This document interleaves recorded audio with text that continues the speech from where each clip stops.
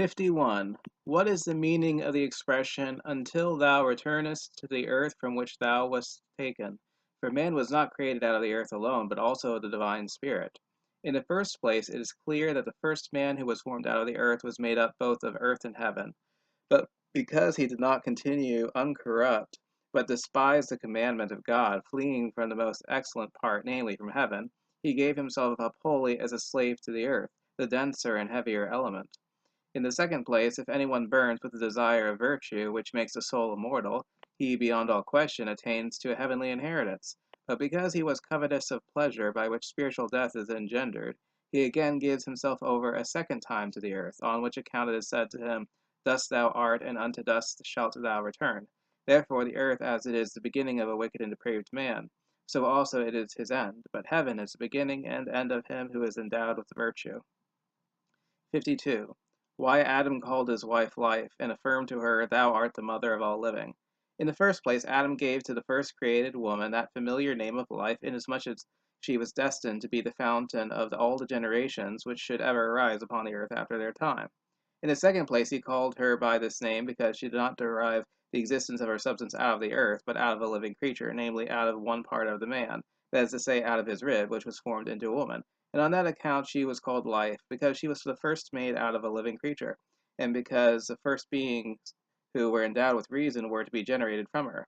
Nevertheless, it is possible that this may have been a metaphorical expression, for it is not the outward sense, which is a figurative emblem of the woman, called with peculiar propriety Life, because it is by the possession of these senses that the living being is above all other means distinguished from that which is not alive, as it is by that the imaginations and impulses of the soul are set in motion. For the senses are the causes of each, and in real truth the outward sense is the mother of all living creatures. For as there could be no generation without a mother, so also there could be no living creature without sense. 53. Why God made garments of skin for Adam and his wife and clothed them. Perhaps someone may laugh at the expression here used, considering the small value of the garments thus made, as if they were not at all worthy of the labor of a creator of such dignity and greatness. But a man who has a proper appreciation of wisdom and virtue will rightly and deservedly look upon this work as one very suitable for a god, that namely of teaching wisdom to those who were before laboring to no purpose, and who, having but little anxiety about procuring useful things, being seized with an insane desire for miserable honors, have given themselves up as slaves to convenience, looking upon the study of wisdom and virtue with detestation, and being in love with splendor of life and skill in mean and handicraft arts, which is in no ways connected with a virtuous man. And these unhappy men do not know that a frugality, which is in need of nothing, becomes, as it were, a relation and neighbor to man, but that luxurious splendor is banished to a distance as an enemy. Therefore the garment made of skin, if one should come to a correct judgment, deserves to be looked upon as a more noble possession than a purple robe embroidered with various colors. Therefore this is a literal meaning of the text. But if we look to the real meaning, then the garments of skin is a figurative expression for the natural skin, that is to say, our body. For God, when first of all he made the intellect, called it Adam. After that he created the outward sense, to which he gave the name of life. In the third place, he of necessity also made a body, calling that by figurative expression a garment of skins. For was fitting that the intellect and the outward senses should be clothed in a body as in a garment of skins, that the creature itself might first of all appear worthy of divine virtue, since by what power can the formation of the human body be put together more excellently and in a more becoming manner than by God? On which account he did put it together, and at the same time he clothed it. When some prepare articles of human clothing and others put them on, but this natural clothing, contemporary with the man himself, namely the body, belonged to the same being both to make and to clothe the man, and after it was made. 54. Who those beings are to whom God says, Behold, Adam has become as one of us to know good and evil. The expression one of us indicates a plurality of beings, unless indeed we are to suppose that God is conversing with his own virtues, which he employed as instruments, as it were, to create the universe, and all that is in it. But that expression as resembles an enigma and a similitude and a comparison, but it is not declaratory of any dissimilarity, for that which is intelligible and sensibly good, and likewise that which is of a contrary character, is known to God in a different manner from that in which it is known to man, since, in the same way in which the nature of those who inquire and those who comprehend, and things themselves too which are inquired into and perceived and comprehended are distinguished, virtue itself is also capable of comprehending them. But all these things are similitudes and forms and images among men, But among the gods they are prototypes, models, indications, and more manifest examples of things which are somewhat obscure. But the unborn and uncreated Father joins himself to no one, except with the intention of extending the honor of his virtues. 55. What is the meaning of the words, lest perchance he put forth his hand and take the tree of life, and eat and live forever? For there is no uncertainty and no envy in God. It is quite true that God never feels either uncertainty or envy. Nevertheless, he often employs ambiguous things and expressions, assenting to them as a man might do. For as I have said before, the supreme providence is of a twofold nature, sometimes being God and not acting in any respect as a man, but on some occasions as a man instructs his son. So likewise should the Lord God give warning to you. Therefore, the first of these circumstances belongs to his sovereign power, and the second to his disciplinary, and to the first introduction to instruction so as to insinuate into man's heart a voluntary inclination, since that expression lest perchance is not to be taken as a proof of any hesitation on the part of God, but in relation to man who, by his nature, is prone to hesitation, and is a denunciation of the inclinations which exist in him. For when any appearance of anything whatever occurs to any man, immediately there arises within him an impulse towards that which appears, being caused by that very thing which appears.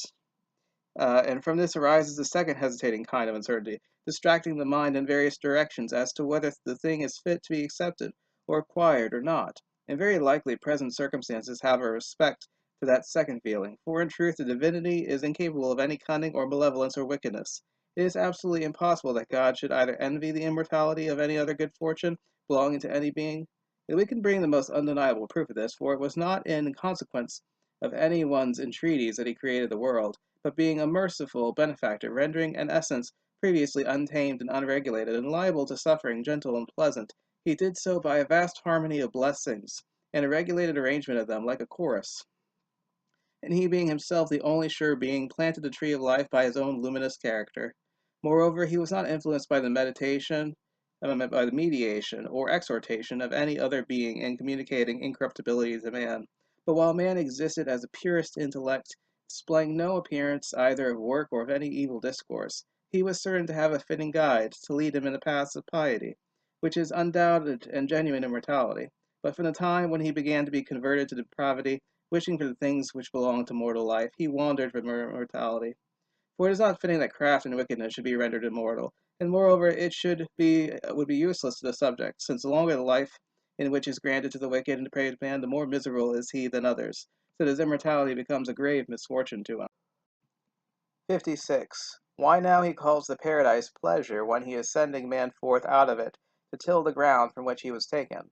The distinction of agriculture is conspicuous when man in the state of paradise, practicing the cultivation of wisdom, as if he were employed in the cultivation of trees and enjoying the food of imperishable and most useful fruits, was himself endowed with immortality likewise. After that, being expelled from the place of wisdom, he experienced the opposite effects of ignorance, by which the body is polluted, and at the same time the intellect is blinded in, being exposed to a want of proper food, he wastes away and yields to a miserable death. On which account now, in contempt of the foolish man, God calls the paradise pleasure, in order to put in opposition to a life of pain and misery and savageness. In truth, a life which is passed in wisdom is a pleasure full of liberal joy, and is the constant enjoyment of a rational soul. But that life which is destitute of wisdom is found to be both savage and miserable, although it is excessively deceived by the appetites, which pain both precedes and follows. 57. Why God places a cherubim in front of the paradise and a flaming sword, which turned every way to keep the way of the tree of life. The name cherubim designates the two original virtues which belong to the deity, namely his creative and his royal virtues, the one of which has the title of God, the other, or the royal virtue, that of Lord.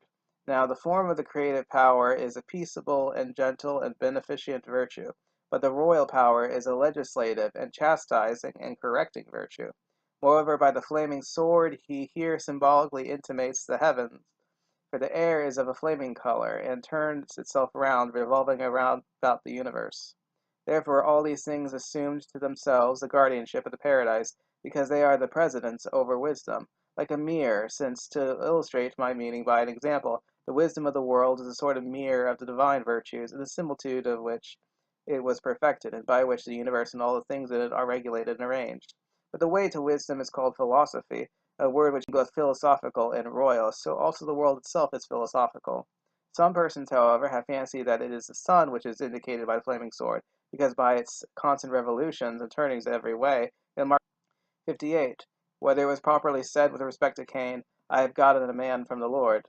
Here there is a distinction made as to from someone, and out of someone, and by something, out of someone as out of materials, from someone as from a cause, and by something as by an instrument. But the Father and Creator of all the world is not an instrument, but a cause. Therefore he wanders from right wisdom, who says that what has been made not from God, but by God. 59. Why the sacred historian first describes the employment of the younger brother Abel, saying, he was the keeper of sheep, but Cain was the cultivator of the earth. Since though the virtuous son was in point of time younger than the wicked son, yet in point of virtue he was older, on which account on the present occasion, when their actions are to be compared together, he is placed first. Therefore one of them exercises a business and takes care of living creatures, although they are devoid of reason, gladly taking upon himself the employment of a shepherd, which is a princely office, and as it were a sort of rehearsal of royal power, but the other devotes his attention to earthly and inanimate objects. 60. Why Cain after some days offers up the first fruits of his fruits, but when is said that Abel offered up first fruits of the firstborn of his flock and of the fat, after some days is not added. Moses here intimates the difference between a lover of himself and one who is thoroughly devoted to God, for the one took to himself the first fruits of his fruits, and very impiously looked upon God as worthy only of the secondary and inferior offerings, for the expression after some days implies that he did not do so immediately. And when it is said that he offered of the fruits, that intimates that he did not offer of the best fruits which he had, and herein displays his iniquity. But the other, without any delay, offered up the firstborn and eldest of all his flocks, in order that in this the father might not be treated unworthily.